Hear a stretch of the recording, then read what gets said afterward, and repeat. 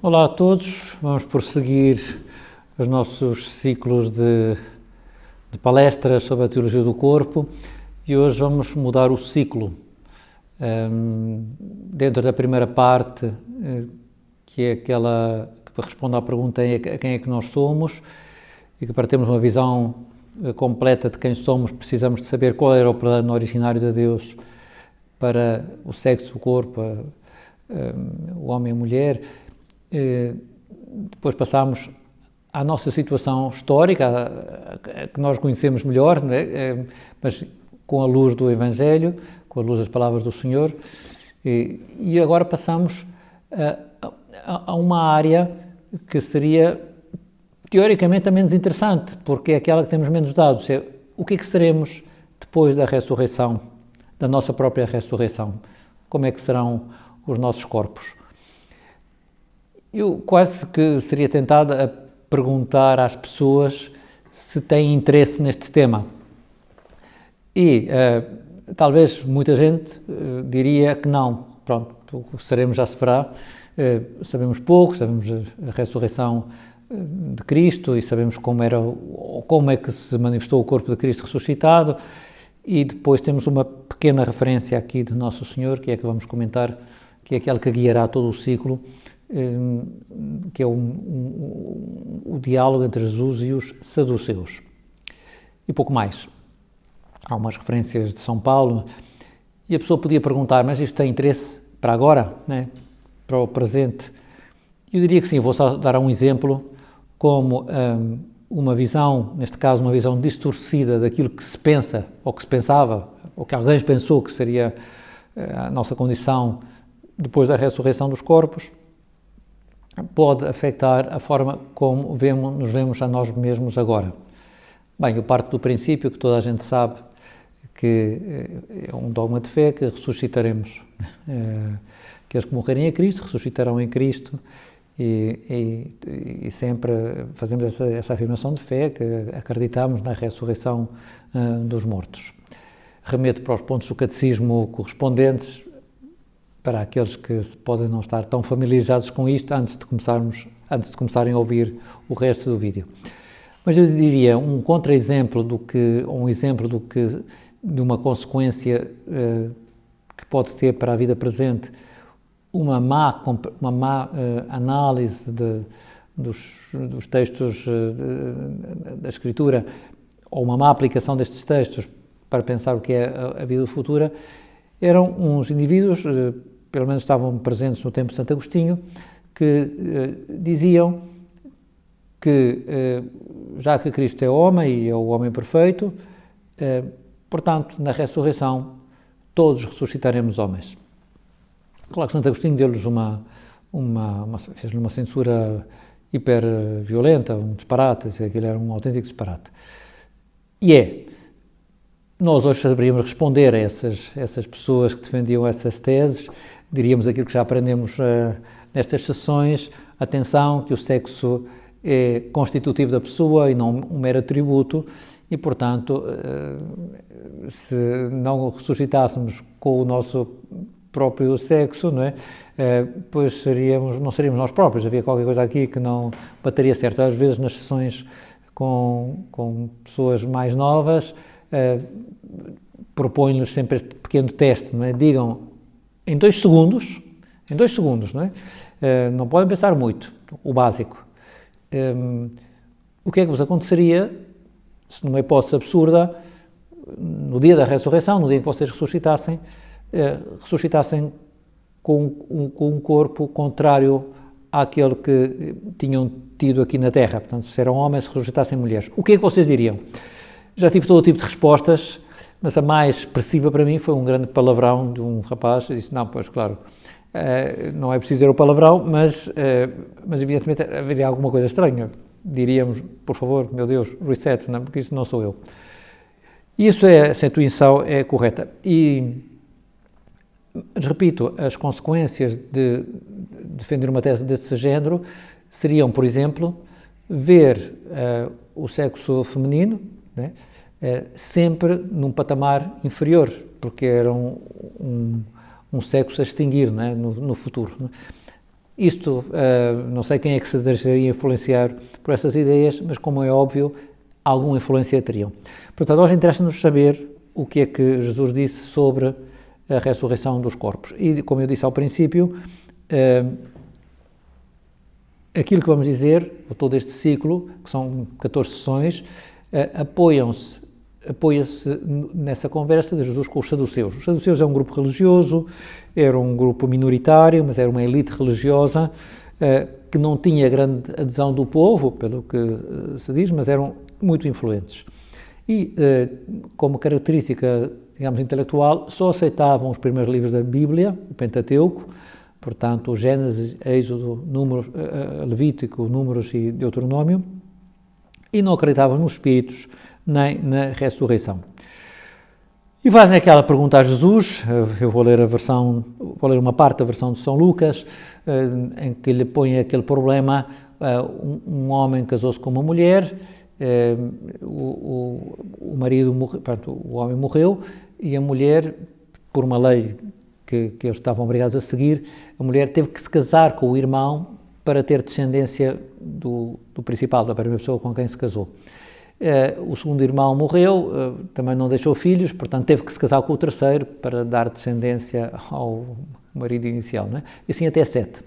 E a pergunta que fazem a Jesus é, então, se houver ressurreição, como vocês dizem, nós dizemos que não, mas que vocês dizem que há ressurreição, de quem é que a mulher seria esposa na vida futura? Porque teve 7 maridos, na ressurreição, se existisse, os 7 teriam ressuscitado, e, portanto, como é que seria isto? No fundo, o que eles querem dizer é a ressurreição poderia dar lugar a situações destas, que seriam contrárias à lei de Deus, e, portanto, é absurdo que exista sequer pensarmos, é absurdo pensar na ressurreição. E Nosso Senhor diz-lhes o seguinte: os filhos deste mundo casam e são dados em casamento, mas aqueles que forem julgados dignos de participar do outro mundo e da ressurreição dos mortos nem se casam, nem são dados em casamento, porque já não podem morrer. São semelhantes aos anjos e, sendo filhos da ressurreição, são filhos de Deus. E depois Nosso Senhor continua a argumentação, agora não nos interessa muito para a situação que vamos falar, tentando desmontar, a partir de um dos livros que eles davam crédito, no livro do Êxodo, como se pode mostrar, por esses livros em que acreditavam, que havia ressurreição. Mas isso agora não nos interessa tanto. O que é que nós podemos deduzir destas palavras e da própria ressurreição de Cristo? Claro que reforça todos esses ensinamentos do Senhor. Número 1, que haverá ressurreição. Isso significa voltar a viver com o corpo. Mesmo que o nosso cadáver esteja com ossos ou com cinzas, tanto faz, porque o que se trata é de um milagre, uma intervenção extraordinária de Deus. O Catecismo diz que é difícil que a imaginação consiga pensar como é que isso acontecerá. A ressurreição implica que ressuscitaremos, voltaremos à vida, melhor dito, a alma voltará a viver com o corpo, voltamos a ser uma só coisa, corpo e alma, todos aqueles que morrerem a Cristo, e, portanto, é a mesma pessoa, com o mesmo corpo.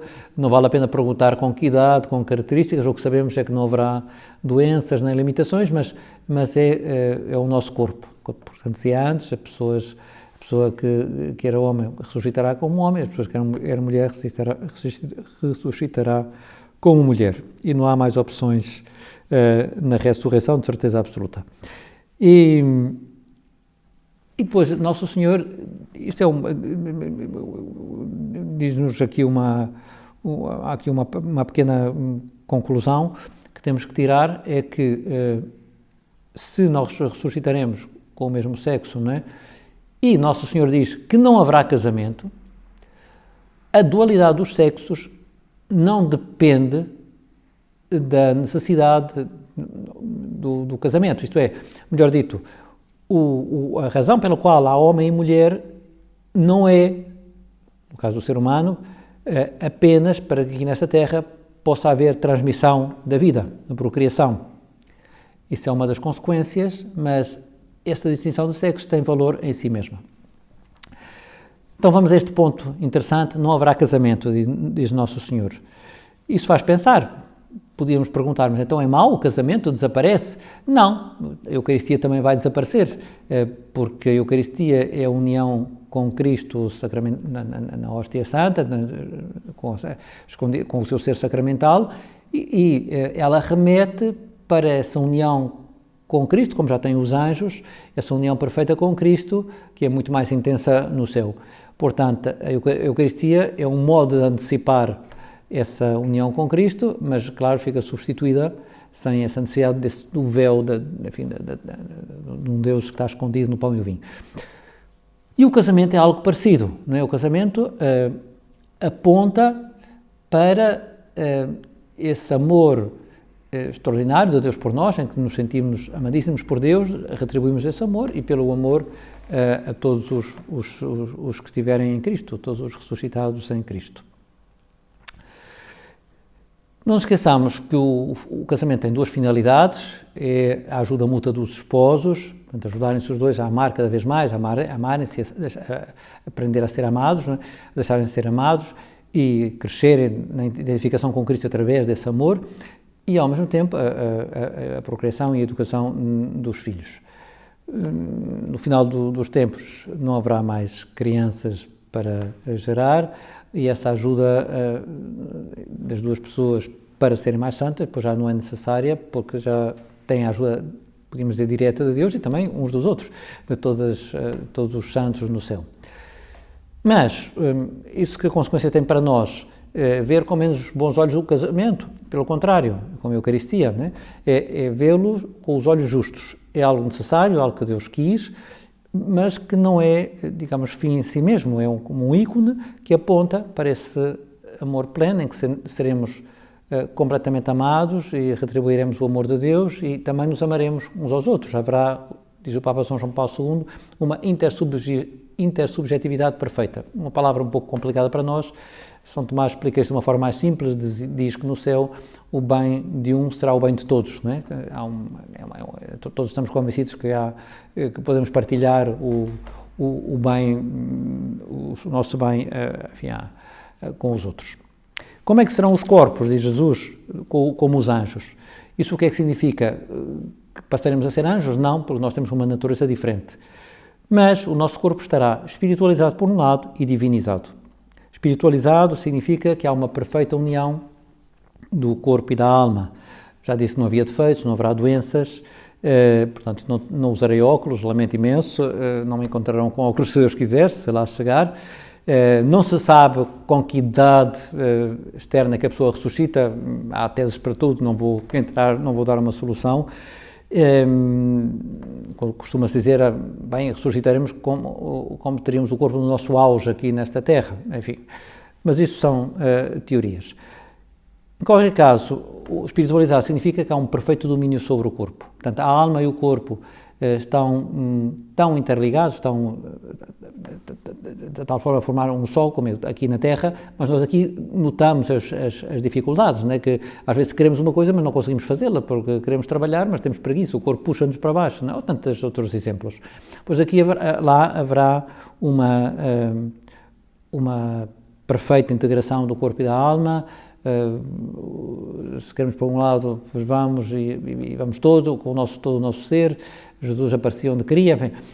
E há também uma divinização. Estamos cheios de amor de Deus, mas trata-se de um amor personalizado. Às vezes podíamos ter a ideia que estar no céu, em corpo e alma, é uma espécie de diluição em Deus, não é? Uma espécie de gota de água que cai no oceano e se dilui. Essa ideia seria errada, porque o amor está personalizado. É precisamente porque nos ama e nos ama pessoalmente, nós sentimos até muito mais nós próprios. Somos amados com um amor direcionado de Deus, podíamos dizer assim, e corresponderemos também com esse amor. Então, que consequências é que tem isto para a nossa vida prática? Não é? Eu diria que tem muitos. Um deles, por exemplo, a espiritualização do corpo. Aqui nesta Terra temos as dificuldades, às vezes o corpo puxa para um lado, a alma por outro, mas tudo o que seja a luta espiritual com a graça de Deus, deixar que a graça de Deus nos inunde e conseguir que a alma, as forças, enfim, as potências da alma, a nossa vontade, mande em todo o nosso ser, é aproximar-nos daquilo que seremos. Portanto, a pessoa que não se deixa dominar pelas paixões, não é? E sabe dominá-las, sabe utilizá-las a seu favor, para aquilo que é o seu bem integral, vai na linha daquilo que seremos no futuro. Outra consequência prática muito óbvia é a nossa oração. O principal da oração, claramente, é dirigir-nos a Deus com o nosso interior, com o nosso eu mais profundo, mas nós não somos almas, não somos anjos. O corpo faz parte de nós, né? Somos corpo também, como já dissemos anteriormente. Então, isso implica, por exemplo, que a pessoa, se não rezar com o corpo, se não puser o corpo, digamos, metido neste diálogo com Deus, retira recursos para amar a Deus com todo o seu ser. É muito bom, repito, a oração mental, estar a sós com Deus, mas, por exemplo, a oração litúrgica, quando vamos à missa, para dar um exemplo mais concreto, é um convite a rezar com todo o nosso ser. O corpo reza, levantamos-nos, sentamos, ajoelhamos-nos, cantamos, estamos em silêncio, pois tudo isso faz parte do nosso diálogo com o Senhor.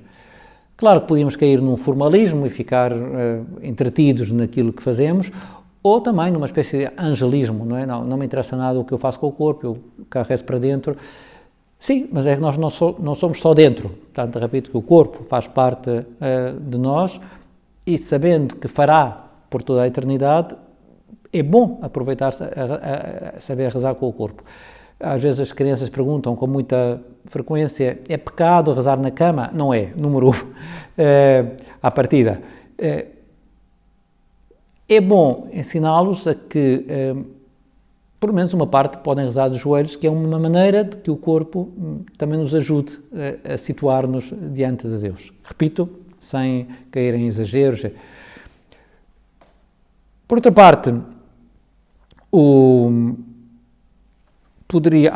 parte, outra dimensão essencial é o rezarmos todos juntos, também pelo facto de estarmos com o corpo, não é? A oração litúrgica tem uma dimensão social que é importante, não é? Que saber rezar em uníssono, não é? Estarmos mais ou menos a imitarmos todos os gestos parecidos, também se nos ajuda a sentir-nos como um só corpo que se dirige a Deus Nosso Senhor. Repito, sabendo que o mais importante é sempre o nosso interior.